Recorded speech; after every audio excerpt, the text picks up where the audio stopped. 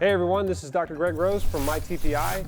We're here talking about putting thanks to our good friend James Siekman and his new book about the short game and putting. And yes, believe it or not, fitness can help improve your putting. There are two keys that you can do in the gym to help you be a better putter. Number one, you got to be able to separate your upper body from your lower body. Great putters can move their upper body and keep their lower body very quiet. The second key is stronger legs. Stronger legs allows you to stabilize your lower body while you move your upper body. So let's talk about both of those. I'm going to show you a few exercises that you can do right at home. Let's talk about disassociating your upper body from your lower body first, and that's really flexibility.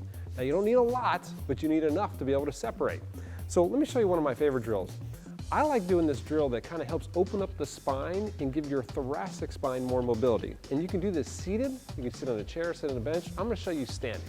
I'm going to go ahead and get into a split stance. Now I don't want a narrow base, you can go wide so you can get nice and stable. Again, we don't want to move the lower body. And now what we're going to do is we're going to rotate the upper body. I'm going to put a putter across my shoulders, and now from here, I'm going to go ahead and rotate as far as I can. Pay attention to see how far you can rotate.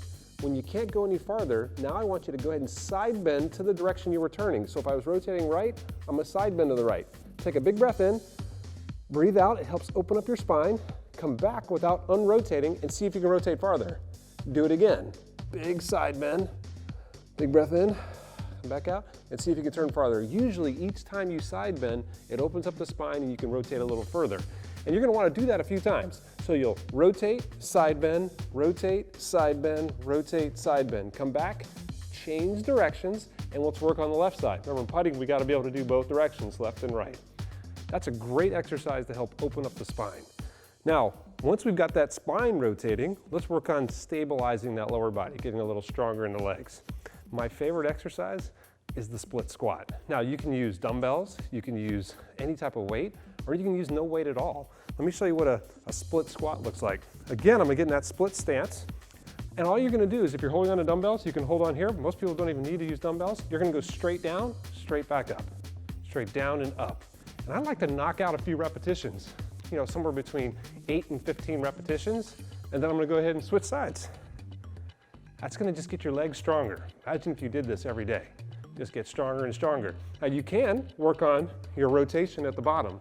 That can actually add that flexibility in there at the same time. Okay, last thing we're gonna do now is try and put those together. So we've separated the upper body, we've got the lower body a little stronger. Now let's go ahead and get into our putting stance. So first thing we're gonna do is get to your stance, get to whatever your putting stance looks like. If you're upright, that's fine. If you're more bent over, that's fine. Whatever it is, we're gonna practice. I like getting in front of a mirror just so you can see this. First thing I want you to do is take your arms, cross your arms, and go ahead and see if you can rotate back and forth with literally no movement in your lower body. Okay, that's the goal. But in the gym, we want to make it harder than it is on the golf course, so that when you play golf, you're like, man, that was really easy compared to what I do in the gym. So once you get your normal putting stance, now what I want you to do is go ahead and put your feet together. That narrow base is going to make it harder to not move your lower body. Now go ahead and cross your arms, and we're going to practice rotating with no lower body motion. You might want to look at a mirror. You can look down at your legs. If you see any knees moving, it's too much. Really try and keep that really quiet and try and disassociate. You'll see at first that's hard, but as you practice, it gets easier. Then, once you've done that a few times, let's go ahead and pick one leg up. And now we're going to really be able to tell if our lower body's moving. We'll work on right leg, feet together.